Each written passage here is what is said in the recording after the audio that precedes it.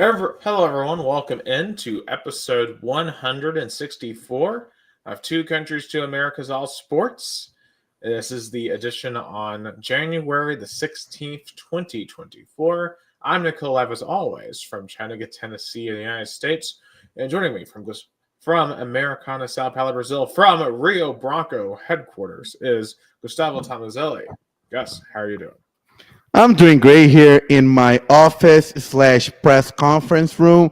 We got our new backdrop for the 2025 season.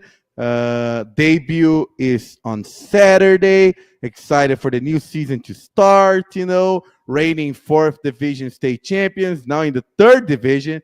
So new challenge, but I'm ready for it. But also ready to talk American and Brazilian sports. Absolutely. And there's a lot of football playoffs to react to. And personally, I'm ready to talk some sports. So let's get right into it. And obviously, let's start off with the NFL here because we had the wild card weekend this past weekend, 6 games, 6 teams eliminated. And starting from top to bottom, I think the game of the weekend by far was the Sunday night game between the Washington Commanders and the Tampa Bay Buccaneers in a back and forth thriller. The Washington Commanders on the road as the 6th seed, led by the rookie quarterback and Jaden Daniels, got the win on a last-second field goal, 20-20, and just a huge, huge win for Washington. I mean, no one expected this from Washington this year. And I think that's play in their advantage. They're playing with house money.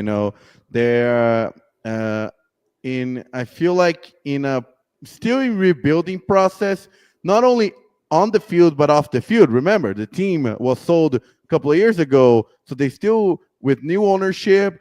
But you can tell the vibe is different. It's I'll say it's like now I don't know him personally, but it feels like without Dan Snyder, the vibe, the spirit changed, and I feel like that played into Sunday night's game. Definitely, Tampa got a little. I feel like they missed some opportunities, and in the end, that's why Baker Mayfield is still in a tier 2 quarterback. He's good, but he's not quite there yet. And you see why Cleveland attempted to move off of him. And obviously their attempt has been disastrous, but you can see why they attempted it. Baker Mayfield's only going to get you so far. Now, I think he deserves to be a starting quarterback in the NFL, absolutely, but man, he had that brutal dropped fumble in the fourth quarter. That was the difference. I mean, just a brutal mistake that cannot happen in the second half of a playoff game. And that's the difference. Jaden McDaniels, the rookie, made no mistakes in this game. He didn't. He didn't make a single mistake, had no turnovers. Granted, Dan Quinn was a bit reckless with some of his decision-making, going for on some of the fourth downs. I mean, they could have won this game by a lot more. But Jaden Daniels himself took care of the football, and the veteran quarterback in this game did not, and that was the difference. Oh, yeah, 100%. I feel like, first of all, he should be the rookie of the year. No doubt about it. There's no doubt about it. Jaden Daniels should be the rookie of the year. I know you can argue, Bo Nix, I think it's the Bo Nix, he, should be at least considering the top 3, but definitely Jaden Daniels, because when he came out of LSU, of course, we knew he was talented, but I feel like, maybe it was like, maybe he's not all of that, maybe now I can think about it. We all said that maybe he was good because he was LSU. Now we wonder, do you think it was the opposite? Maybe he underachieved on LSU. Maybe he had more potential, and now he's thriving under, of all coaches, Ron Rivera, which is known for being a defense. Dan Quinn's the coach of Washington. Oh, Dan Quinn. Oh my God, Dan Quinn, which is also known for being a defensive coach, which is also known to be a defensive coach. Yeah, because remember, he used to be the coach for the Falcons. Ironically, he was their coach when they went to the Super Bowl and blew a 28-3 lead. So this is his second chance. I think what you were saying about LSU is more of an indictment on Brian Kelly. I mean, think about it. His former team right now, Notre Dame's in the national championship game. So, I just think there's more questions about Brian Kelly's ability to win big games, especially considering that LSU. I mean, LSU's offense last year was generational. I mean, I'm not going to say it was as good as the 2019 offense, but it was in a peg or two down. It was in the realm. The problem for LSU last year is they had no defense. And they lost in big games against Florida State, Ole Miss, and Alabama. And that's why Jane Daniels didn't go better than 9-3 at LSU. Yeah, that's a fair point. That's true. That's why I say the underachieve not what he and his peers produced on the offensive side is what you told, that he couldn't play, for example, in the semifinals or even the national championship because of the defensive side couldn't keep on. But at the end of the day, Washington made the right choice, and I feel like and now they have no pressure, zero pressure going into a divisional round. No pressure. They made it this year. I mean, if you ask any Commanders fan at the beginning of the season what they hope for the season, they were like, oh, maybe be a 500 level, maybe trying to fight for a wild card, but not in the wildest dreams they would thought about going to the divisional round. So definitely great achievement for Dan Quinn, because he needed that. As you point out perfectly, he needs to get off that stain of that 28-3 loss in the Super Bowl with Atlanta. So that's why I feel like that should be important. And shout out to my big friend, Rio Branco defender, Gabriel Diaz, watching us. Vamos Tigre. Yeah, we're going to talk about Rio Branco later in our show. But do you agree with me? Do you think why the Commanders going into the divisional round have no pressure and that could be good? Oh, yeah, absolutely. Because the team they're playing at Detroit, I think, has all the pressure. Because Detroit is no longer the Cinderella upstart, oh, we're just happy to be here. Detroit now has expectations. And the Lions are a franchise that haven't had expectations in a very, very long time. But I do want to save Commanders Lions for when we get to that game a little bit later on. So kind of put that in a time capsule, and we'll get back to that after some of these other games from over the weekend. Now, the next result I want to go over from the NFC side is the Eagles over the Packers. And this was kind of an ugly defensive game. Jalen Hurts did not play well in this game. But you got to give credit to the Eagles defense. They really held Jordan Love in check. And this was a much different game than the game back in week 1 in Sao Paulo. Because remember, that game, it was a very high-scoring game. This one was completely the opposite. And maybe a difference in weather maybe made a difference in this game and attrition throughout the season. But the Eagles just were the much better team here. And the Packers weren't able to repeat magic as the 7th seed again.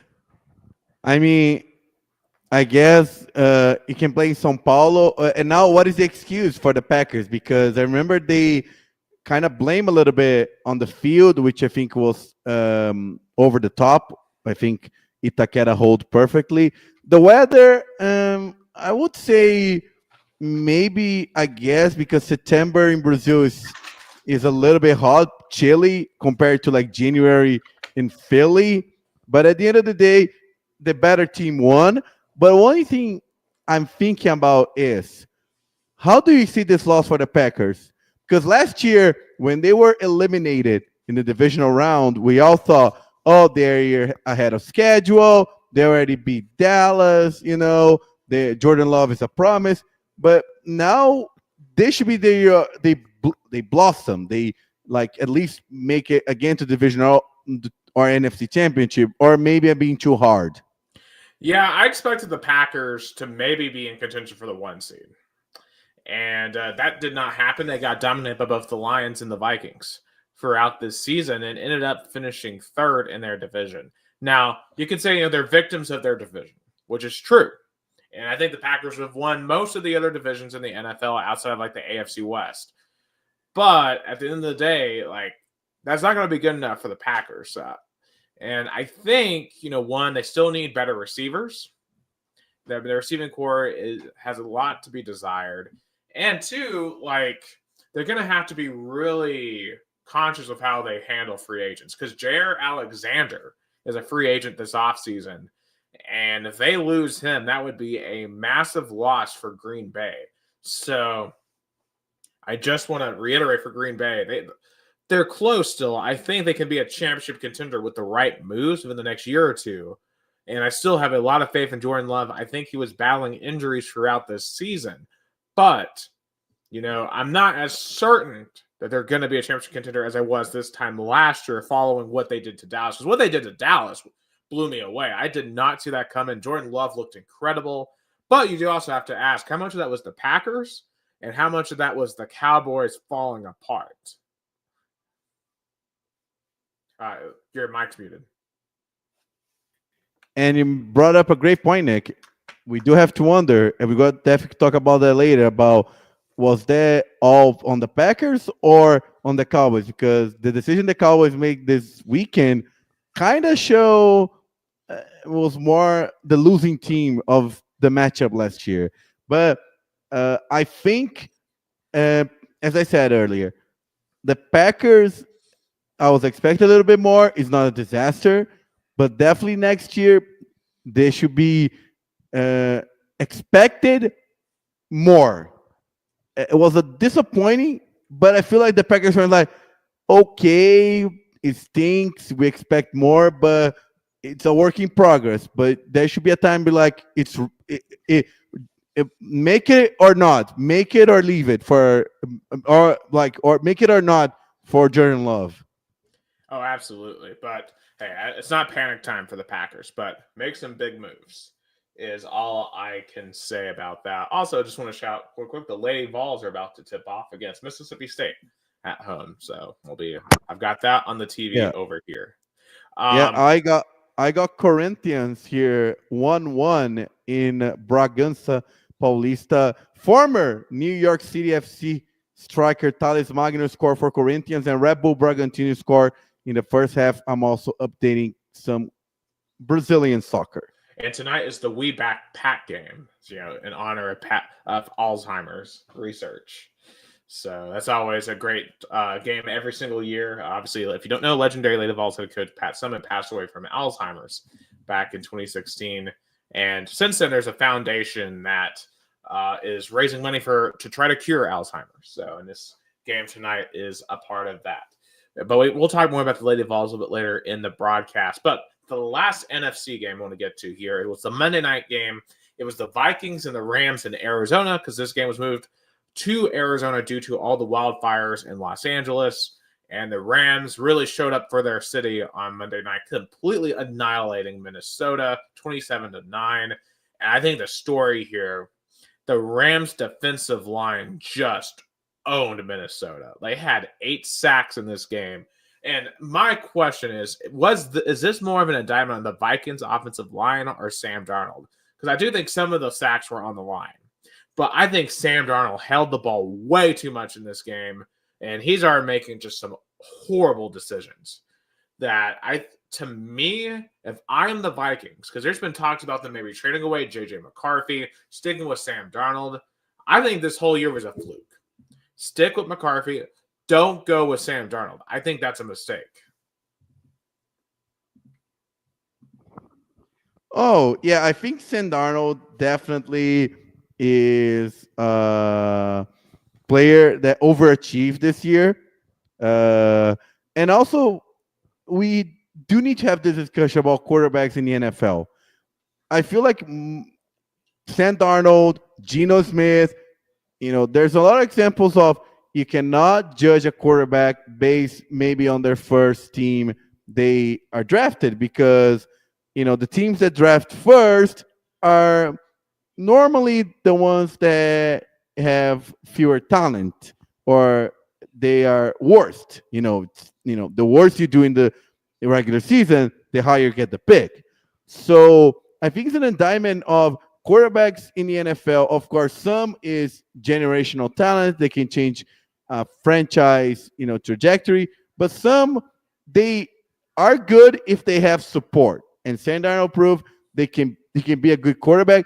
I won't say that the Vikings have a decision to make because JJ McCarthy, are they gonna trust him, or are they gonna sign Darnold to like a Baker Mayfield contract? Not on the high level, kind of like a mid-tier level contract, and then try to prepare JJ McCarthy to take over.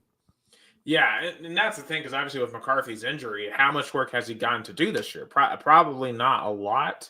So I don't know if he wants to take the reins over to him. So you probably in an ideal world want to keep Darnold, but I don't think you want to avoid a situation where Darnold shackles your franchise. Like you don't want to end up, I think, like the Seahawks with Geno Smith, because I think the Seahawks were very impressed with Geno Smith initially, and they've invested in him, and now the Seahawks are mediocre because Smith ultimately is an okay to good quarterback, and I think that's what Sam Darnold's going to be. He's an okay to good quarterback that I don't think is going to be much better than what you have already seen. And for Minnesota, that's not good enough, especially in the same division as Detroit and Green Bay. Yeah, I think definitely the NFC North is loaded. I think, the Bears are on a pickle because they fired their head coach midseason, and they're under pressure because if they don't bring a coach that can change the culture, they're going to be way behind. Because I don't think Vikings, Packers, and Lions are not going anywhere. They're going to be fighting for the playoffs. They are going to be, 9, 10, even 11 win teams. So, the NFC North is going to be stacked. Oh, absolutely. Absolutely. Great division. And you just got to feel bad for the Chicago Bears because they're trying to find a way to climb out of that wormhole with those three teams in their division. But, yeah, obviously not a good weekend, though, for the NFC North, but the Packers and the Vikings taking L's this week. Now, on the AFC side, all of these games were blowouts. We have Bills 31, Broncos 7. I mean, the Broncos scored the first touchdown of the game. Bo Nix, Troy Franklin, but the Bills own the rest of this game. I mean, the Broncos have nothing to be ashamed of. This is their first playoff appearance in 9 years. Bo Nix showed he's the quarterback of the future this year for Denver, and they just got to build. They got to build experience, got to build depth, and they just weren't ready for Buffalo in that spot. It's the same situation like we talk about the Packers. The Broncos, maybe they're 1, even 2 years ahead of schedule, because remember the mess that Sean Payton, is cleaning up because of all the, maybe outrageous. The Russell Wilson. The Russell Wilson contract. Yeah. That was a disaster, and they had to get the quarterback right in the draft because with the cap hit that the Russell Wilson contract took, they needed to find the young cheap option, and they got it with Bo Nix, and that's why they drafted Bo Nix, because they need an experienced young quarterback. I mean, Bo Nix had a lot of starts, and he took advantage of that. And Sean Payton, is really changing the franchise, and Denver made the right choice because it felt like was either Russell or Sean, and they made the right choice. Absolutely. Honestly, I think pretty much every team, it felt like, made pretty good choices with their rookie quarterbacks last year. Like, because I still believe in Caleb Williams. I think I saw progress from him throughout the year. Obviously, we've seen what Jane Daniels and Bo Nix can do. And I think there's a lot of promise for Michael Penix. I thought he looked good when he came in towards the end of the year for the Falcons. Of course, JJ McCarthy, it's to be determined. So I think this particular rookie quarterback class is going to be very significant to the NFL for years to come. Yeah, definitely. And about Buffalo, they were playing at home.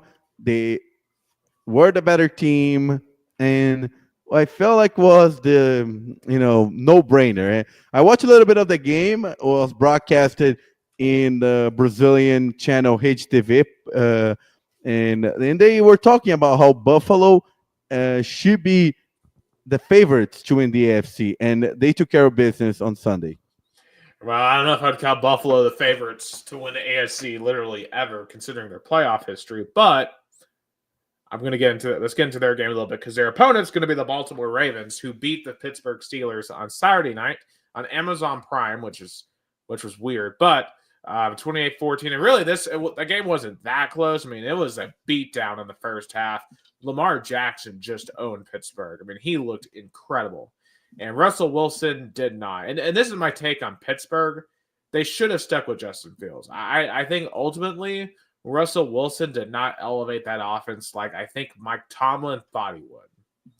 And I think they would have stood a better chance with Justin Fields.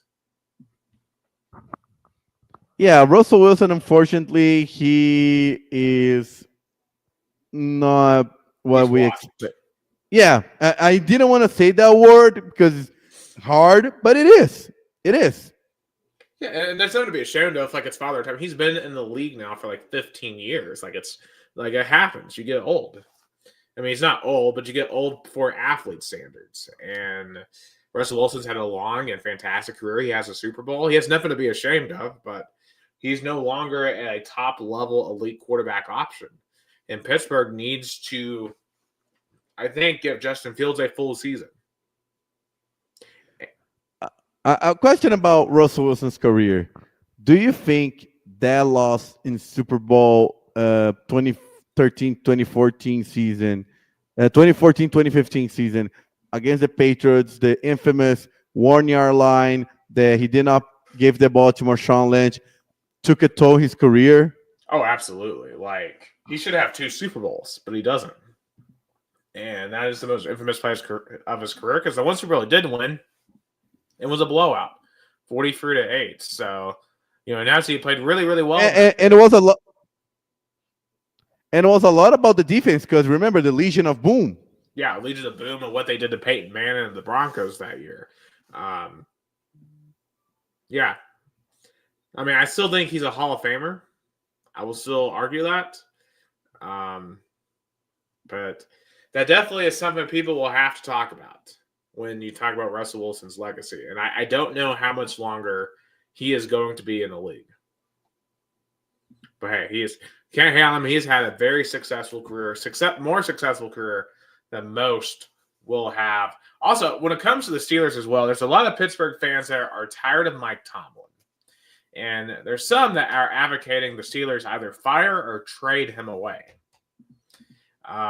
Do you think that's fair? I don't know if that's fair, but at the same time, Pittsburgh has not really had much postseason success since they won the Super Bowl in 2011. Yeah, I mean, Mike Tomlin. I know it's hard to fire a legendary coach who brought a Super Bowl, and he always will have the argument that he never had a losing season, and he's great on defense, but he's outdated. I mean, he is. I mean, it's kind of like Bill Belichick and the Patriots. Yeah, and he only went to 2. He's 1-1. He won in 2008, lost in 2011. Because I might have misspoken a moment ago. They lost to the Packers in 2011, which of course is the Packers' last Super Bowl win. It's hard because you can't put a price on organizational stability. Like, I went on a long rant about the Titans last week because they have a lot of instability in their organization, and Pittsburgh has a lot of stability. They have not gone through a lot of coaches because they have a really, really competent owner in the Rooney family. Like, they're really, really smart about how they run their franchise. And I don't think you should fire him. But, I would push him to go to the younger quarterback. I would push the GM to go to a younger quarterback. But I argue, Nick, do you think he's capable of making a good choice of quarterback, considering the choices he made with Russell Wilson, Justin Fields, Kenny Pickett? Yeah, ever since he lost Ben Roethlisberger, it's been rough. It's been very rough. How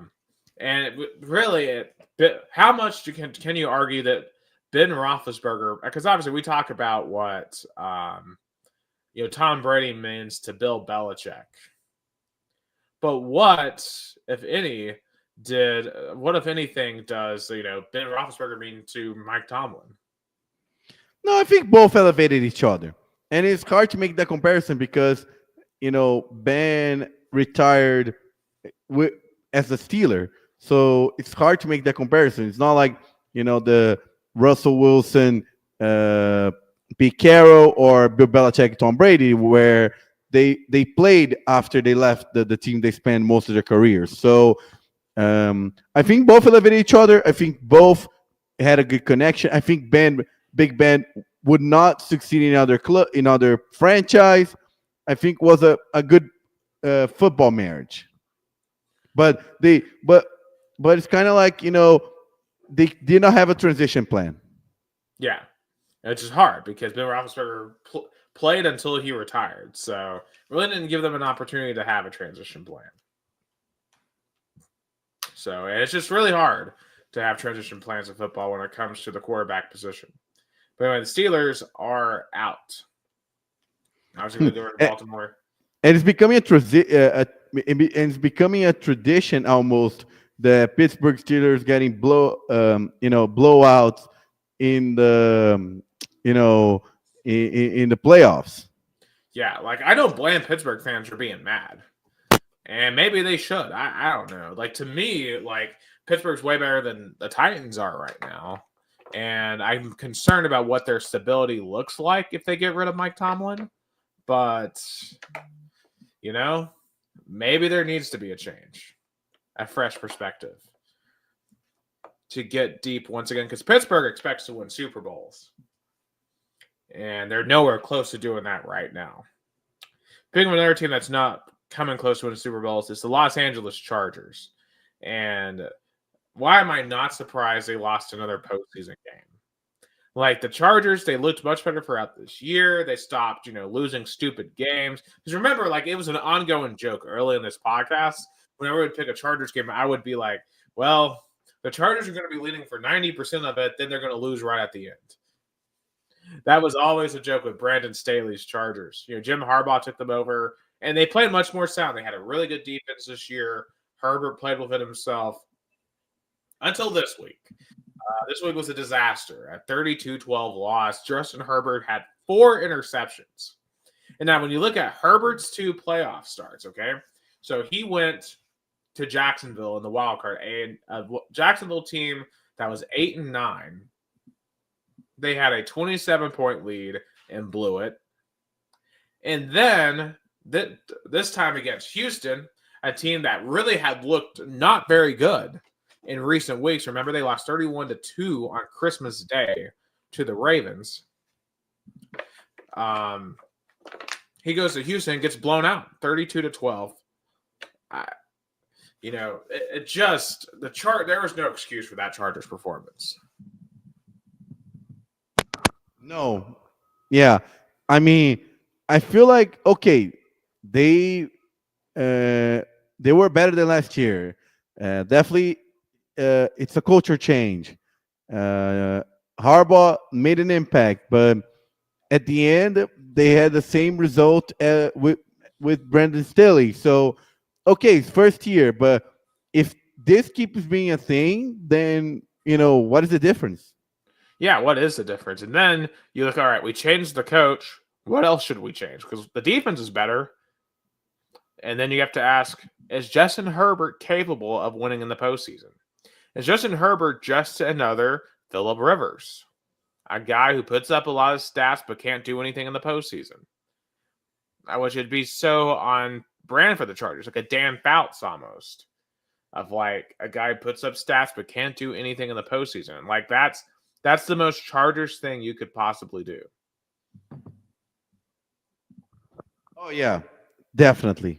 And I thought they were going to surprise, but they didn't. They did what they did. What they always do. Yeah, and hey, shout out Texans though to come out and look like that. Nico Collins was really spectacular. C.J. Stroud looked like he found himself once again in this game. Which hey, for the Texans, it's better late than never for them. So they got it done. 32-12 win, and that leads us into the divisional round. So let's start with the AFC. So we got Texans at Chiefs in Arrowhead. Of course, the Chiefs now truly begin their quest for a 3P against Houston Texans teams looking for the biggest win in franchise history. What do you make of this matchup? Because I find, these are two franchises and two very different things. Houston, I think, is trying to really establish themselves, show that, like, hey, don't forget about us in the AFC. While KC is like, okay, let's get through this game because we know what's waiting for us in the AFC Championship.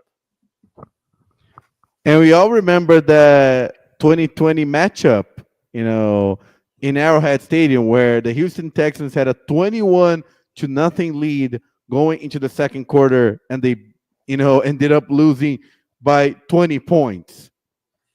Right, like the last time Deshaun Watson was good was that game. Yeah, that's fair. Because wasn't that the last game he played before? Well, no, I think he did play the 2020 season, if I'm not mistaken. That's before the whole massage situation broke out. And then, of course, he goes to Cleveland, and now he sucks. So, but Deshaun Watson, kids, once upon a time, he was a good quarterback before he got outed as a sexual predator. But, but obviously CJ Stroud is in a different spot here. And, last year in this very spot, Houston went to Baltimore, lost 34-10. And I'll say this, I think the Texans are a little bit better prepared now for this than they were this time last year. Now, at the end of the day, going into KC, a team that is just they're so playoff tested. I mean, they're basically like what the Patriots were a decade ago. I mean, they've done this so many times now. They've been to so many Super Bowls.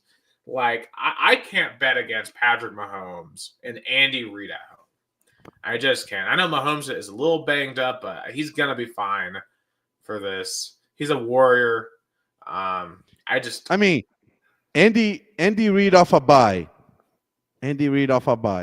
Yeah, and I think Casey's defense will hold Houston in check. I think Casey wins by at least 2 scores here. 10 points. I give Houston at least they hold, and I feel like, but definitely I'll take the Chiefs. Yeah. Now, who are they going to play Sunday night? Because this is the game I'm so excited for this one, guys. The Baltimore Ravens at the Buffalo Bills. This feels like a legacy-defining clash to me. Yeah, 100%. Like, is this not the most important non-championship playoff game in NFL history? This is like that Buffalo KC game from 2022, I think, because they met in the semifinals in the divisional round when they had that epic overtime. This feels like that game, or like last year with Buffalo KC. This game means so much to both Lamar Jackson and Josh Allen. So much. I feel like it's a defining legacy moment for both. But because more Lamar, I think Josh Allen, he had some wins in postseason. Lamar needs that badly.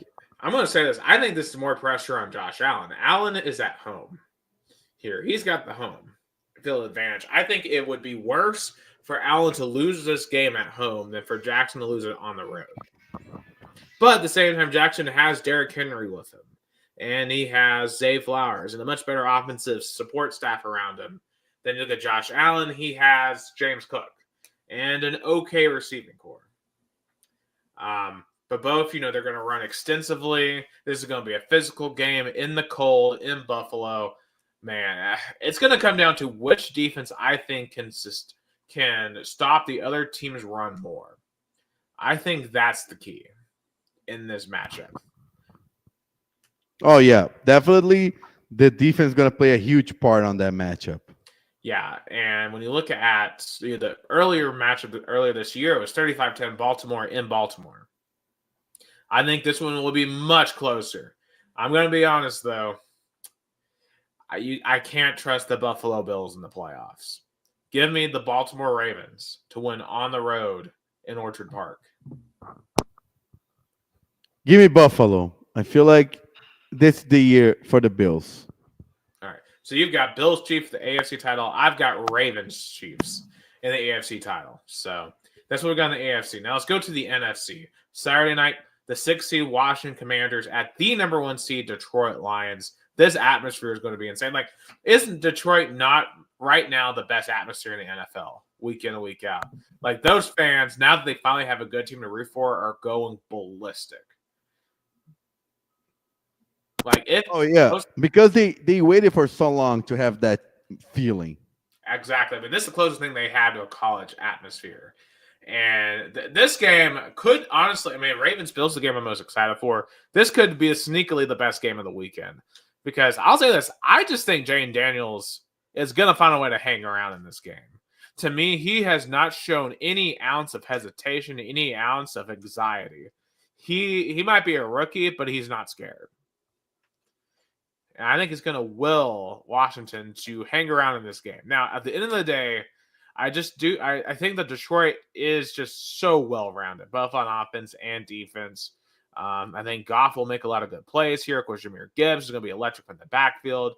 We know what they've got a receiver with Amon-Ra St. Brown and Jameson Williams.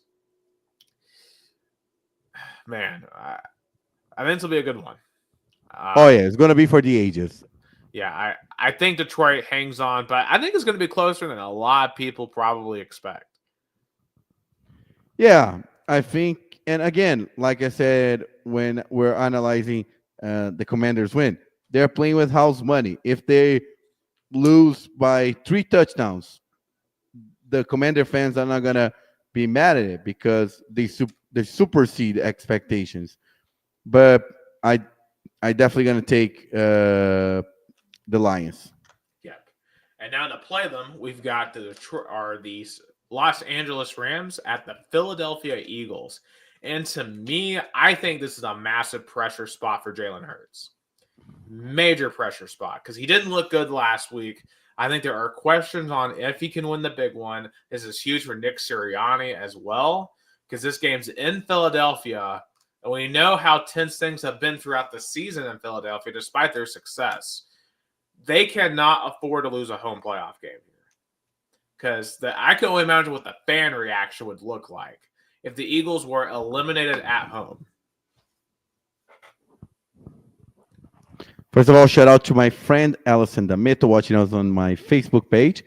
And yeah, that's true. It feels like this season, it all felt that, the kind of the Eagles falling apart at home.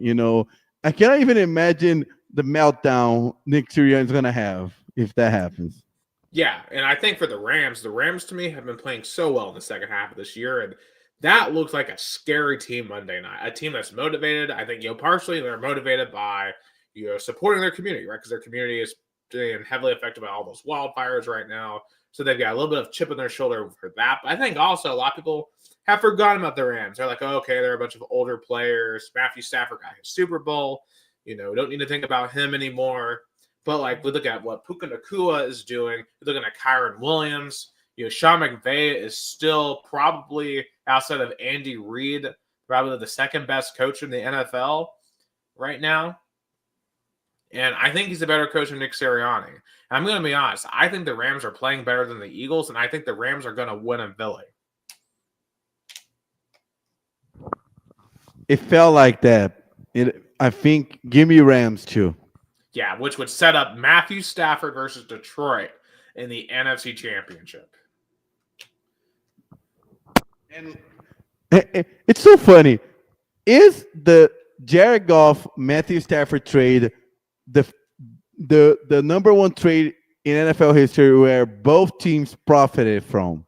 I think so, absolutely. And every single time those two have played since have been absolute classics. So they played last year in the wild card round. They played week 1 this year and was incredible. If they play again in the NFC Championship game, oh my God. Could you imagine what ticket prices would be for that game in Detroit for a chance to go to the Super Bowl? Oh, it's going to be on almost $1,000. Yeah, it's going to be enough to save that city from the 2008 recession is what that's going to do. The economic output of that.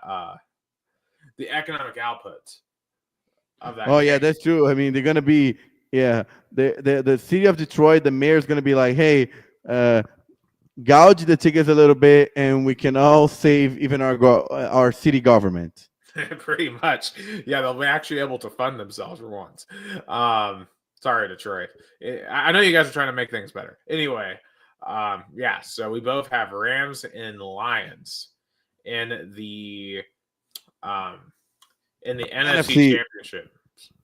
Now, speaking of the NFC, a team that is not in the playoffs has not won the Super Bowl since 1996. In fact, they haven't even been to the NFC Championship since 1996 is the Dallas Cowboys. And they have just fired Mike McCarthy a full week after the season. Why did Jerry Jones wait a week after the season to make this move? Like, what's going on in Dallas? Like, why didn't you do this last week? The Dallas Cowboys are definitely the sports team in the world where, uh, they're always on the top in terms of value, but the fans don't care about how much team's worth. It's how many trophies they have. And in the 21st century, zero, They have not. zero, zero, zero, as Rudolph Giuliani says, zero, zero Super Bowl appearances, zero Super Bowl titles, zero NFC Championship titles, zero NFC Championship appearances. How can a team that is one of the most valuable sports teams in the world, be not even going for their conference, not even playing for the conference championship in the 21st century? Because it's because when you let one man run the whole thing and he runs it terribly like Jerry Jones. That's the whole thing. Jerry Jones, look, like Jerry Jones, I'm not necessarily saying he needs to sell the team, but he needs to let other people make the decisions. Oh yeah. Oh yes. I mean, no doubt about it of how great of a businessman he is. He's an oil maverick. He, earned all the money he had. But in terms of football, knowledge, or even the how good of a G, like Jerry Jones as an owner is good to okay, but he's not a good owner because he keep Jerry Jones GM as well, because Jerry Jones GM really bad. Yeah, he's so bad as a GM. Like, get a real general manager, Jerry. And now they're talking about is the potential favorite in Dallas none other than Colorado head coach Deion Sanders. Bringing back the former Cowboy to Dallas. What do we think of that? I mean, one thing Dion's gonna push more than ever. You know what it is, right? Right, Shador Sanders. Oh yeah, that's gonna be the one of the biggest thing I feel like they're gonna be asked. Here's what I'm hoping for as a Titans fan, okay? So if the Cowboys hire Deion Sanders, I want the Titans to maybe be like, hey, I know that Deion wants to draft his number one overall. So here's what we're willing to do. I want you to trade me Dak Prescott and your 2 next first round picks for my number one pick.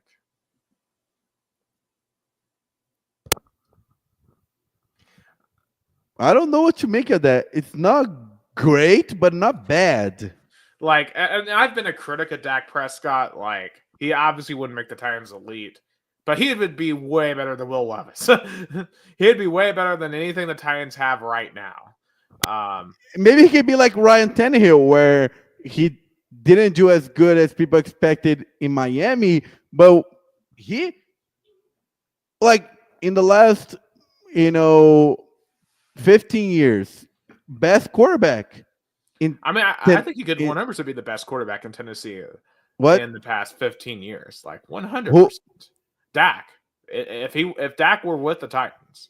No, but what I want to say is, for the quarterbacks the Titans had in the last 15 years, the biggest success was Ryan Tannehill. Yes. And what was the move that the Titans made to get him?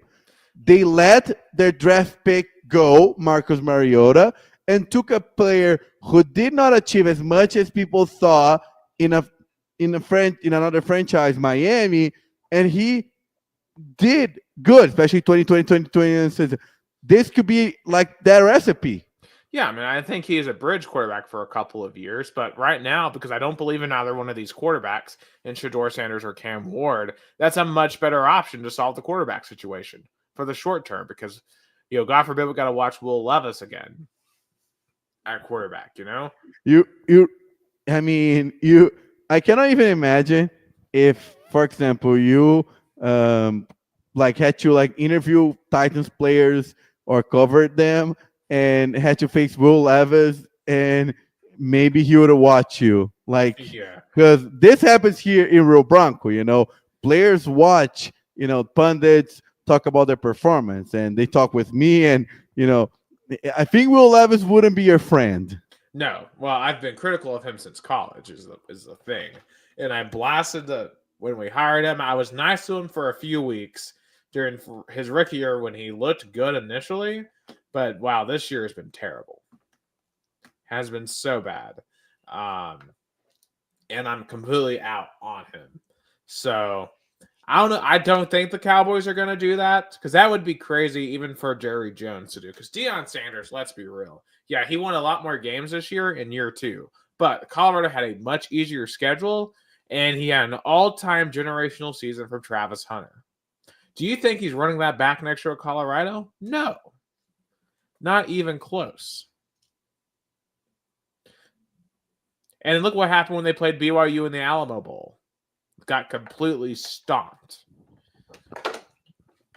Like, we all knew Deion Sanders in Colorado was we call a summer fling. It was a good story, great moments, but was not. It's like a summer fling. Summer love. It has a lot of intensity, passion, great moments, but was not meant forever. Exactly. And Deion, I think, would love to take a shot at the NFL. Now, I don't think that would work out very well. I don't think he would last very long as an NFL coach. I don't even think he would be better than Mike McCarthy. But hey, it would be entertaining at least. Could you imagine how much content we would get from Deion Sanders being the Dallas head coach? It'd be amazing. Like, that's all ESPN would talk about ever. Like, Stephen A. Smith would not talk about anything else. Skip Bayless Yeah, fired. yeah. I was gonna talk about. I think Skip Bayless when he. I want to watch him delivering the news. He's gonna have a orgasm. Pretty much. Well, he tried to pay $1.5 million for a different kind of one on that one. Oh boy. Why I'm not surprised. Yeah, did you see that lawsuit with Fox Sports? Oh, the one that even involves Joy Taylor. Yes, yeah. There's a little section there about Skip Bayless, so he's trying to pay $1.5 million for that. For one time. Yeah, I guess he, want to use his financial resources to pleasure. I don't know. He had a wife though. Like, that's terrible. Like, yeah, just terrible. He's an impulsive man. He's an impulsive man. Yeah. On air, we all saw how erratic he was. So I bet in outside of TV, not much different. Yeah, just a service announcement. Rein in your impulsivity. Like, that's just to the audience. I am seeing firsthand this week what happens when you let your impulsivity get the better of you. And I'll leave it at that. But in any case, another thing that I'm certainly interested in seeing how it'll work out is Mike Vrabel. He is the new head coach of the New England Patriots. And in his first season, he will be returning to Nashville to play the Titans. Patriots at Titans. Not a surprising choice. I mean, Jerron Mayo definitely did not engage. It felt like a continuation of the same old history. I feel like kind of like a continuation of the stagnation of the final years of Bill Belichick. And Vrabel had success in Tennessee. I feel like he was the best uh, head coach in the 21st century, at least since 2010 for the Titans. And I think he has a lot of connection with the Patriots organization. He played there, made history there. No brainer choice. Yeah, I will say this. I think Robert Kraft did screw over Gerard Mayo because apparently he really wanted Vrabel last year, but he had already promised Mayo he would hire him. So he was kind of stuck in between a rock and a hard place and decided to throw Mayo to the curb after this year. I still think Mayo has a bright future ahead of him, but Vrabel, I think, will get the Patriots turned around. And here's my early 2025 prediction. I think Brian Callahan will be fired after he loses to the Patriots at home. Because that would be a very Amy Adams Strunk move to pull for the Titans. And plus, I think Drake May will thrive. I'm curious who his offensive coordinator is going to be.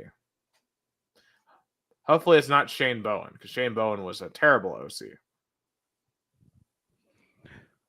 Yeah, that's fair. I feel like the Patriots really need a revamp, and the fans are not gonna, you know, wait forever to be relevant again because it's hard to go from a dynasty to irrelevant.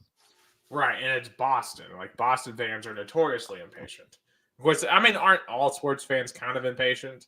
But, Boston fans especially are kind of, notoriously, they're kind of like Philadelphia. Speaking of, the former Titans coach, Titans are still looking for a GM, and it's kind of strange when you look at some of the names that we're looking at. We're looking at like the Browns' assistant general manager, who's Catherine Hickman. I don't know about that. Why would you want someone who authorized the deal to get Deshaun Watson, or the Bears' assistant GM, a franchise that can't do anything? Now, we're also talking to people from the Buccaneers, the Chiefs, the Eagles. But hey, I'll be curious to see what decision Amy Adams Strunk makes. I'm curious to see who even wants to take this job, because from the outside, it just seems like it's a massive dumpster fire. And if I am a prospective candidate, I wait and see if there's maybe a better franchise I can go work for. Because right now, I don't think the Titans are that franchise. Or, at the very least, if you're going to hire me to be the general manager of the Tennessee Titans, make sure I've got a nice buyout, because it seems like the owner will be firing you within 2 years. And I will at least say that, for any prospective GM, if they're watching me and they're considering whether or not they should come to Tennessee, here is my suggested advice to you. If your game plan is to draft a quarterback with the first overall pick, you might as well just stay home. Don't come.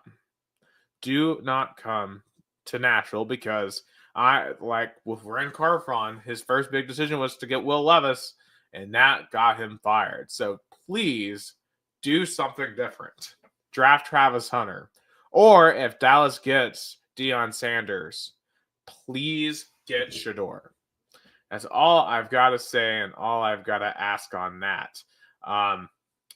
Real quick, we're going to save college football for when Gus gets back. We'll be back in just a minute. I do just want to take a quick detour real quick and talk about some rule changes in NASCAR. College football's up next. We're just going to talk about some quick NASCAR rule changes, because NASCAR came out with these the other day, and this is really interesting. And the biggest rule change in NASCAR is, for the past couple of seasons, there was a rule called the damaged vehicle policy, which meant if you were involved in a wreck, you would have a 7-minute caution or 7-minute period to get your car up to working order to stay in the race. Otherwise, you would get kicked out of the race. And that was a really stupid rule, because historically, teams could work on their car throughout the race, and you'll go back on the track and get extra points. And in this playoff format, which I still think is kind of ridiculous, But as long as you have this playoff format, I think teams should be allowed to go for as many points as they can, even if they wreck early in a race. Like, I get that it's not pretty to have damaged race cars on the track, and it can be kind of a nuisance to cars who are still at full running order. But everyone, there's a competition from start to finish, and for 36 races, every little point matters. It can come down to literally the smallest of margins, whether someone advances around in the playoffs. And I think that NASCAR is making the right choice here to really bring to allow damaged vehicle policy to allow teams to continue running at full steam throughout the race. Additionally, there's a new rule about the playoff waiver in response to the Kyle Larson situation at Indianapolis. If you remember last year, Kyle Larson tried to run both the Indy 500 and the Coca-Cola 600 in the same day, called the double duty, and there was severe weather, a tornado outbreak that day, and he wasn't able to pull that off. He only got to race Indy. By the time it got to Charlotte, it started to rain.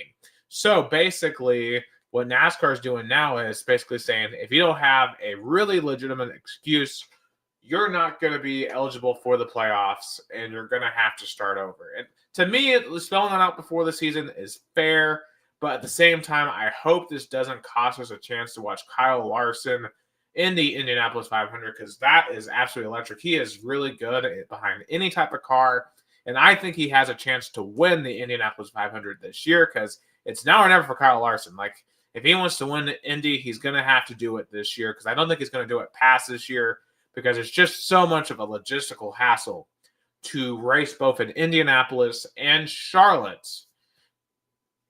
And I just think that's a huge I'm back. change. So yeah, I'm back. I had to make a work call. Sorry. Absolutely. So those are the two big rule changes that were interesting to me about NASCAR this season. But let's get into some college football.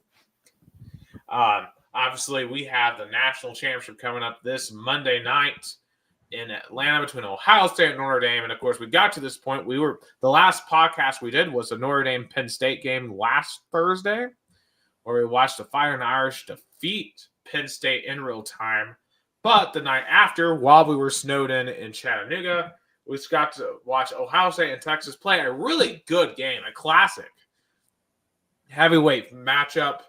But Ohio State got away with the victory 28-14 thanks to Jack Sawyer's fumble 6 in the Cotton Bowl.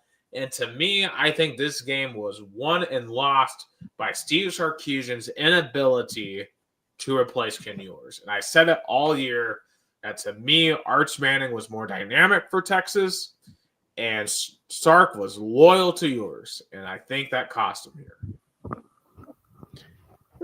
I'll go even deeper. Do you think this season was an indictment that the SEC is not going to be the dominant conference we all thought with the arrival of Texas and Oklahoma? Because pretty much, we can say that Big Ten plus, because Notre Dame feels like a Big Ten school, owned the SEC. Yeah, I think when you look... Now, I think a lot of the SEC teams just had fatal flaws this year. Georgia lost Carson Beck for the playoffs. I wonder if that game goes any differently with Carson Beck. I bet it does. Texas, Ohio State by far is just the most talented team this year. And I don't think that's really an SEC thing. That's just an Ohio State thing. That they were that talented this season. It is the second straight year now that an SEC team is not in the national title. And the last time that happened was the mid-2000s. And you do have to wonder with NIL, right? Because these Big Ten schools, Notre Dame, have a lot of money. They've got more money, in fact, than the SEC does, to a certain extent when it comes to when you look at the alumni. Like Ohio State and Michigan alumni are just richer than like Tennessee alumni for the most part. Like that's unfortunate facts. But those are facts, and the SEC is going to have to find a way to catch up. And as I noticed, that's Kelly Harper. What the heck? Oh, she's on the SEC Network panel. Yeah, it felt like a fitting game for her to be analyzing, as he definitely backed. Like, But I feel back bad for her. Yeah, go ahead. but back to Ohio State is gonna win the Natty. Ohio State uh, blossomed on the right time, lost on the right time, had all the chips in their shoulder. I feel like you know that's what this new playoff format is gonna allow you for. You grow with your losses because before you just couldn't. You either advance, won and survive, or lose and go home. But now you can lose to unranked Michigan at home and still win a natty. Yeah, and you just got to wonder, how will Ohio State fans look at this season? Are they going to look at it obviously as a success winning the Natty, or are they still going to obsess about Michigan? How will the Ohio State program look at this season? Because you would think the national championship overrides that. But talking, going to Ohio a few weeks ago and talking to those folks, that Michigan game means a lot to them, and a lot to both sides. And it's ridiculous because we don't think like this in Tennessee. But that Michigan Ohio State game, legit, like that. There's a reason why people have been saying that, like, Ryan Day has to win the Natty to make up for it, and he's literally about to do that. I feel kind of comparing to Brazilian soccer. Tennessee rivalries is kind of São Paulo rivalries because it's like so spread. You have Florida, but you also have Alabama and Vandy. But Ohio State has Michigan, and Michigan has Ohio State. There's no other rival for Ohio State. Uh, uh, there's no other rival for Ohio State. Only Michigan. There's no other rival for Michigan. I guess there's Michigan State. And Notre Dame historically has been their rival too. Yeah, but I guess that's why it matters for Ohio State even more because you know because the Ohio State rival is 100% Michigan. There's no other. But it's ludicrous. It's insane. I know what journalist said that, but Ohio State fans should. Was I think it was on the ESPN one. I think that said that Ohio State fans should be put on a psychiatrist. If they see, you won the Natty, but we lost to Michigan. But so I guess then just play Michigan. Don't play the regular season. Don't play the bowl game. Just play the Michigan Wolverines. If Ryan Day had 12 months to prepare, would they beat Michigan? They've played no other games, but they just forfeited everything else just to play Michigan when they win that game.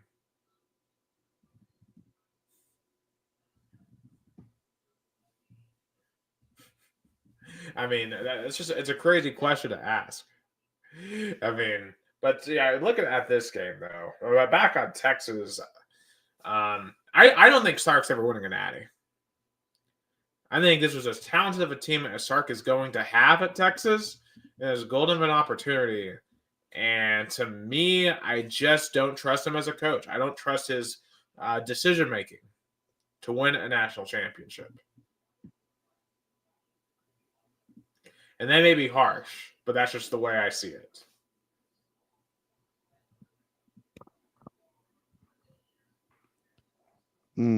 I think I still take Ohio State. They are the team to win. What they over, what they over, again, what they overcome, what they grow during the playoffs. Give me Ohio State. Yeah, and obviously Ohio State, Notre Dame. I mean, what Notre Dame has done this postseason has really just changed my mind on what their program can be, what Marcus Freeman could be as a head coach. And I think they're gonna play with Ohio State for a little bit. I think their defense is good enough to slow them down for just a little while. But at the end of the day, I just think Ohio State's talent is going to overwhelm here. I think Ohio State wins by at least 2 to 3 scores. Now, it might be my mistake to continue discounting Notre Dame because I've discounted them all year. But I think Ohio State's just that much better than Notre Dame. And Ohio State Texas to me felt like the real national championship. That felt like a real heavyweight match. If anyone was going to beat them, it was going to be Texas. And to me, I think Monday night's going to be a coronation for Ohio State. If this would be horrible. Like, I don't think there's a lot of pressure on Notre Dame. I really don't. I think for Marcus Freeman, he has proven that his program's on the ascent.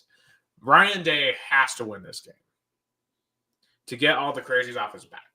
Because if they don't win the Natty, and they will have gone this year without beating Michigan, without winning the Big Ten, without winning the national championship, they're going to be very mad in Ohio. Like, Ohio State has to win. All the pressure's on Ohio State here.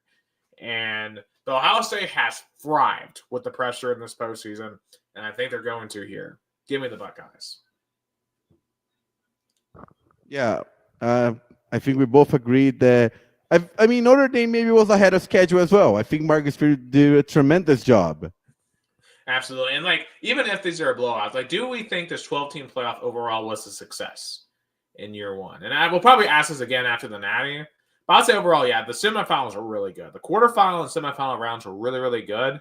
And hopefully in the years to come, the first round playoff games will live up to the hype as well. Two quick college football notes. Otherwise, one, James Pierce Jr. has entered the NFL draft.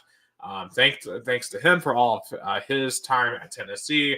Great player. Hope he goes and kills it in the NFL. And also, there's a rumor that Harrison Bailey might transfer to Florida to like his sixth different school to be a backup to DJ Lagway. That's hilarious. Remember, Harrison Bailey's first start was against Florida. So, and he started the Sun Bowl against Louisville, or for Louisville against Washington. So, Harrison Bailey never leaving college. So, yeah, I mean, did he play like in 2020? He did, yeah. And it's about to be 2025 now. Wow. So he just he doesn't want to leave college. Quick basketball notes here. The basketballs are no longer number one after that loss to Florida last week. They're down to number 6, but they have rebounded from that really bad loss last week to beat both Texas on the road and a big one for Rick Barnes, winning back in Austin for the first time since they fired him. And then coming back to Knoxville and having just an amazing second half last night. Zakai Ziegler was incredible in that second half. Just will Tennessee to a win. Although I am growing concerned about Chaz Lanier because there's a lot of people talking about like that Chaz Lanier was as good as Dalton Connect. He is not. He is not as good as Dalton Connect. He's going through an insane cold streak right now. But maybe he can get himself out of it. And if he gets himself out of it, watch out. This team is 15-1 now. They've got a big game on Saturday at Vandy. Of course, that game's always big. As I set up for next week, because they got number 14 Mississippi State at home, and they go to the number 1 team in the country and former ball coach Bruce Pearl in Auburn. I mean, and then the week after that doesn't get any easier because you host both top 10 Kentucky and then top 10 Florida. Like, the SEC this year is so brutal. Like, Joe Lunardi last night on the broadcast, he was in Knoxville for Georgia, Tennessee, because Georgia's ranked 2. And he said that he thinks at least 12 SEC teams will make the tournament. And he says this is the best conference he's ever seen in 30-plus years of bracketology. 10 years ago, this would be unimaginable. How big of a development the SEC took upon college basketball. I mean, it's remarkable. But they hire good coaches, you know. They have the best coaches. You know, Rick Barnes, Bruce Pearl, even Coach Cal, you know, over Arkansas. You know, Kentucky feels like rebounding. Yeah, absolutely. I mean, look at what Todd Golden's doing at Florida is insane. I mean, yeah, obviously you have Nate Oates down in Alabama. You know, Chris Beard at Ole Miss, Chris Jans down at Mississippi State. I mean, it's just good coaches everywhere. So, yeah. So we'll see what happens. Even if the Vols drop some of these games, it doesn't mean they're a bad team. It just means they're playing some other really, really good teams as well. So win a couple, and they're still very much alive for a 1 or 2 seed. Like, I think they could drop probably 3 or 4 games and still be a 1 seed. Like, the SEC is that good. So But you just can't have any more 30-point losses like you did last week. Like, avoid those. If you're gonna lose close. I do think they win Saturday though at Vandy. Also, Lady Vols, they've got a big one on the road on Saturday at Arkansas. Got back on the winning track. Right now, they're up by 9 at halftime, 43-34, as their former coach is watching from the studio. So, no hate for Kelly Harper, though. I wish it worked out, but the Lady Vols just didn't improve under her, and Kim Caldwell has made them really fun to watch again. So, they're definitely... And we talk about this, as much Pat Summitt meant for the Lady Vols program, for the University of Tennessee, her legacy, keep on living. We backpack night, she's probably the best women's college basketball coach, but we needed to get outside of her tree. Tennessee Lady Vols tried twice, it didn't work. It needed to go outside of that, and Kim Caldwell feels energized. Yeah, exactly. Even though she's pregnant, like she is doing all this while pregnant, which cannot be easy. So shout out to her, as hopefully she can stay healthy while she is coaching, because that's a lot of stress. But shout out to her. Last thing I want to bring up real quick in the NBA, a really ridiculous penalty from their night that Jason brought to my attention last night for his Pacers, Benedict Mathurin, like the rookie for Indiana. So he dunked the ball against the Cavs and kind of hung on the rim for a minute and got teed up for it, and then accidentally bumped into a female ref and apparently cussed at her and got thrown out of the game, which is such a soft decision. Such a soft decision. Like, it's a heat of the moment, it's a competition, and you're going to throw out a player because they're acting emotionally. Like, come on. And this is why the NBA ratings are tanking. It's because they're trying to make the game stale. Yeah. Yes, I agree with you. I feel like the NBA, and I saw an interview with Adam Silver with Colin Cowherd. He really feels uncomfortable. I feel like the owner should really think about hiring another commissioner. Yeah, because I think that at this point, I would. Because there's a reason why Roger Goodell is not been replaced, because the NFL is as popular as ever. The NBA is...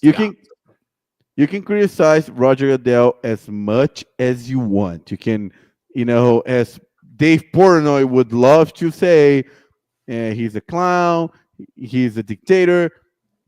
Okay, but no doubt about it, he took the NFL to another level, because 20 years ago, the NFL was in the same level of the NBA and the MLB in terms of popularity, and now there's no discussion. They are in another dimension. I mean, just think about it, because I saw a stat, the top 100 ratings on TV, the NFL has the majority of them. Yeah. It's insane. I think a lot of the rest of them are college football too. No, I want to compare leagues. Like, I know football has become the American sports, and the NFL has a lot to contribute to that. I want to say too, I think the college basketball national title had more viewers than the NBA title, if I'm not mistaken, which is saying something. Yeah. I mean, I don't know. I do think they need to find a way, because I think with modern attention spans, I think the NBA playoffs are a little too drawn out. They need to shorten the first couple of rounds. Not every round should be a round of 7. Oh, yeah. Create, like, that. It's so obvious why the NFL and college football dominate. It's scarcity of games, and the games matter more. The era of let's have a big regular season so we can get a lot of fans and have a regional sports network deal is over. Exactly.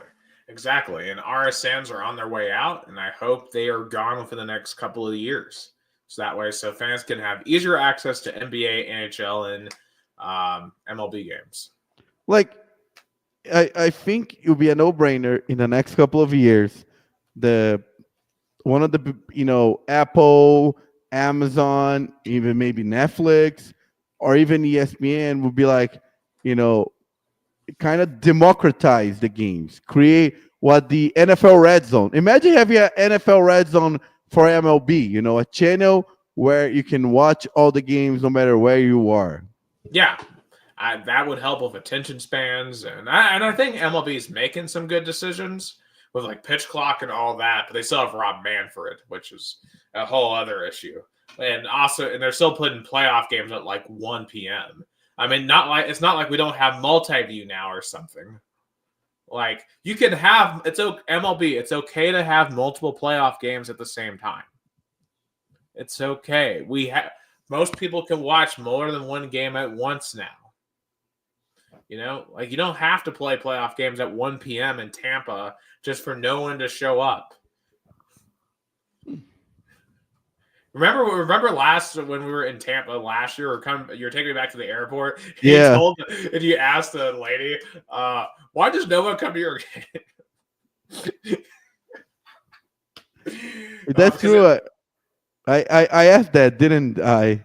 Yeah, because they wouldn't let us go in and see the field. I mean, they were mean to me. I Yeah. don't, I don't understand why people that work in like arenas are not nice enough. Get a security guard. I just wanted to take a picture and leave. I don't know why to make a big deal out of it. Here at Rio Branco Stadium at the Silvita, I am gladly love to show the stadium around. But going back to the point, I feel like the NBA should really rethink a lot of things, and I would go in a different direction. Adam Silver really feels lost. Absolutely. All right, that's all I have for American sports. Are things beginning to pick up in Brazil? Oh yeah, yes, there are the, but I mean it's a discussion that goes even beyond the field because right now the season started with the state championships, and it pains me to say that we just talked about changing the league and changing formats in Brazil as well, but it hard me to say because there has to be another way because at the same time that the state championships put a big burden on we can say the Big 12 here in Brazil, the Big Four, Sao Paulo, Corinthians, Palmeiras, São Paulo, Santos, the Big Four in Rio, Flamengo, Fluminense, Vasco, Botafogo, the two in Minas and two in Rio Grande do Sul, they feel overwhelmed. They feel like the number of games keep getting more and more and more fatigue. But at the same time, if you kill the state championships, you basically kill the soccer chain of Brazilian soccer. You basically kill thousands of soccer teams, and I'm one of them. Rio Branco plays in a state championship in the third division here in the state of São Paulo. That basically depends on the Big Four. The Big Four kind of subsidize all the rest because without Palmeiras, São Paulo, Santos, Corinthians in the state championship in the first division, way less revenue for the rest of the state, the first division state championship than the second and the third and fourth and go so on. So the state the state confederation president should find a way to decrease the number of games from the teams in the first division nationally and increase the number of games played by the teams in the lower levels in terms of the state championship divisions. That's the big question because, for example, right now in the Rio de Janeiro state championship, all the teams are playing with their backups, their academy, their youth, because they're still in the preseason mode because they literally were playing until early December, so they had a month of a off season of vacation, and they're now in the preseason mode, but they already have to play a tournament that counts, state championship. But they're like, oh, we are able to afford to don't win, or even like we can play with our backups that we can match up with the lower level teams. So basically, right now nobody cares, especially in Rio, about state championships because they're playing with backups. For example, Flamengo right now is in Florida. Flamengo right now is playing like as along with Sao Paulo and Cruzeiro and Atlético Mineiro a preseason tournament in Florida, the FC series in Orlando, and even Flamengo was practicing at Gainesville at Florida Gators facilities. How funny! Yeah, speaking of Florida and soccer, how about Neymar in talks with multiple MLS teams? But he wants to do a Messi deal. That's what he wants to do. He wants to earn the same as Messi. Yeah, and Neymar's not Messi. Mm, I can see. I think he should ask for it. He's gonna get it. I don't know, but I understand where he's coming from. But if I'm Neymar, come back to Brazil, play at least 1 year to a Brazilian team. It can be Flamengo, it can be Santos. Then you re-energize yourself, get the Brazilian fans with you, because if he performs well, and I think he can do that in Brazilian league, then he'll re-energize the fans. The fans will be with him. He'll go really motivated to the World Cup because this is the make it or break it World Cup for him. Absolutely, and even if he goes to MLS, I mean, to me, like if you want to get into World Cup form, Brazil's the way to go because, as we all know, the MLS is not great in terms of the level of soccer. Like the Brazilian league is much better to prepare. Yeah. I think the MLS is perfect after 2026 because then he'll be kind of introduced to American soccer fans in the World Cup. He already probably, hopefully, he wins, so he's done, and he can, build a future in America. Playing in MLS, and maybe think about a career there. I don't know. Yeah, so, that's what Messi did after he won for Argentina. Yeah, I'm literally giving the Messi recipe. He won the World Cup, then he's like, I'm done. I'm gonna play in America. That he can play in a friendlier place like Miami with no pressure, with the beach, with his friend Suarez. But how crazy would it be if Neymar goes to Inter Miami and we have the MSN trio? Because that for me was the best soccer trio in the 21st century. Neymar, Messi, and Suarez. That was for me the best. Those guys, and they were going up against Ronaldo and Iniesta and all those Real Madrid. I mean, we're never going to know El Clasico's back. Speaking of El Clasico, how about Barcelona annihilating Real Madrid again? And now for the Spanish, the Super Spanish Cup. So, but I miss those El Clasicos. But it's really crazy about it that while Neymar, Messi, and Suarez were together, Real Madrid won all the Champions League. So it says a lot about Cristiano Ronaldo. Because I always have the discussion, who is better, Cristiano Ronaldo or Messi? I mean, it's the same discussion with Brady. Brady won more, he's the GOAT. Cristiano Ronaldo won more, he's the GOAT. Yeah, but at the end of the day, Messi, I think, has the most visible trophy with the World Cup. I guess so. That's fair because Euro Cup should count, but nothing. And Ronaldo got hurt in the 20th minute as well in the final. That's fair. I guess it's true.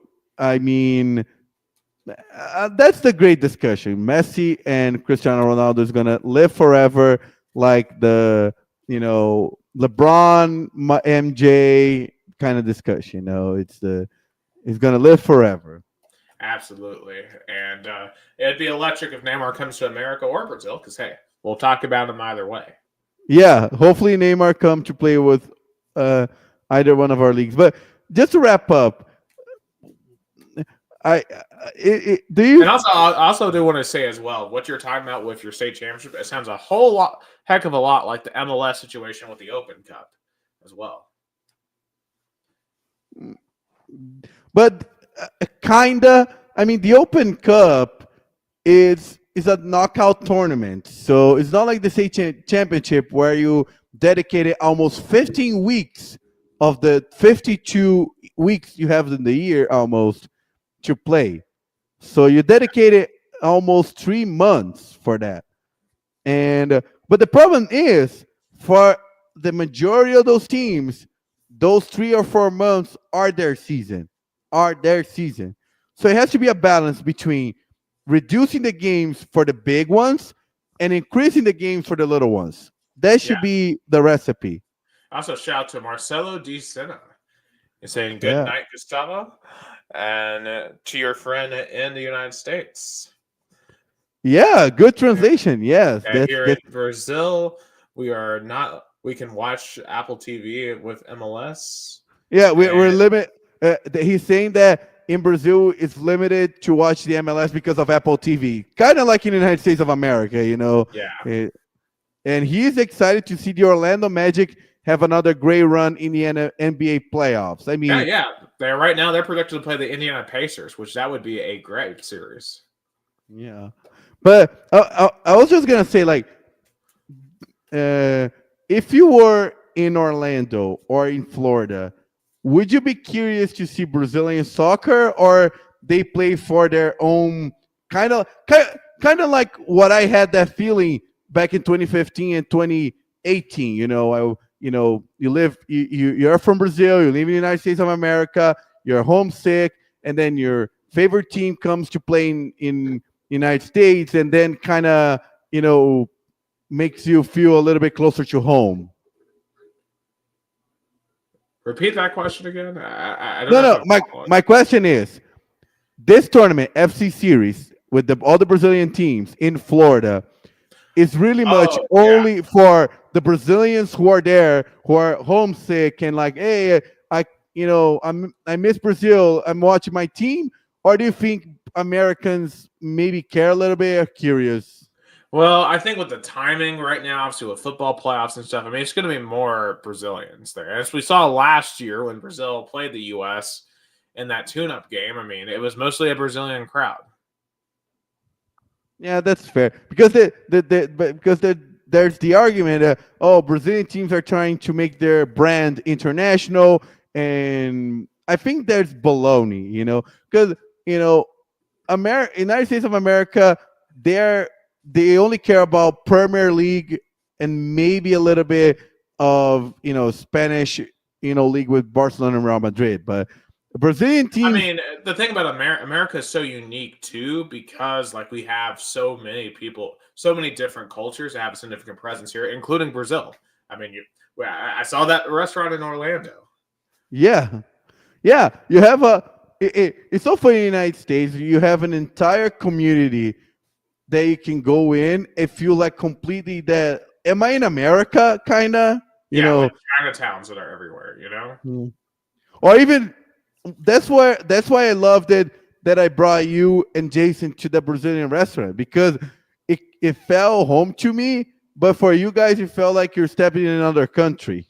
Absolutely. Even though we have Michigan, Alabama, and that classic Rose Bowl on the TV. Yeah. So. After and that was great because we were celebrating Tennessee winning a title, the Citrus Bowl, which for me was very special. I guess I'm kind of reminiscent on that trip because it reminded me of warmer weather during January, which actually they're calling for single-digit lows here. So you have to come to Brazil in the beginning of the year, because then you really feel the opposite weather in the beginning of the year. But just to now wrap up for Rio Broncos starts their season on Saturday against Sports Club São Bernardo. We're back in the third division of the São Paulo State Championship after 7 years. The fans are excited. I am excited. We're playing at home the first game. Hopefully, like I'm being pessimistic, but hopefully it will be more than a 1,000 fans. I hope for more than 1,000 fans, but the team is ready. They won all their preseason matches. They play one team they play teams from the top, the first division, the state in São Paulo State Championship.